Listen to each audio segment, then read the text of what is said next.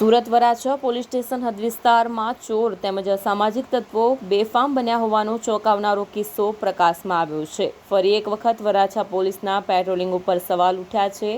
અસામાજિક તત્વોએ આતંક મચાવ્યો અને ચોરીને અંજામ આપ્યો હોવાના સીસીટીવી કેમેરા સોશિયલ મીડિયામાં વાયરલ થયા છે। ઘટનાને પગલે પોલીસની આબરૂના ધજાગરા ઉડાડ્યા હોય તેમ લાગી રહ્યું છે। દિવાળી સમયે પોલીસ સ્ટેશનની નજીક જ ચોરોએ ચોરી કરી પોલીસને પડકાર આપ્યો હતો, ત્યારે હવે હરિધામ સોસાયટીમાં અસામાજિક તત્વોનો આતંક સામે આવ્યો છે। આતંક મચાવતા સીસીટીવી સામે આવ્યા છે। બાઇક ઉપર બે ઈસમ ધસી આવી એક દ્વારા દુકાનોમાં તોડફોડ કરાઈ હતી। અજાણ્યા ઈસમ દ્વારા હાથમાં તીક્ષ્ણ હથિયાર લઈ દુકાનો બંધ કરાવવામાં રોફ જમાવ્યો હતો। દુકાન બંધ કરે તે પહેલા કાચની બોટલો સહિતનો સામાન રોડ ઉપર ફેંકી તોડફોડ કરાઈ હતી।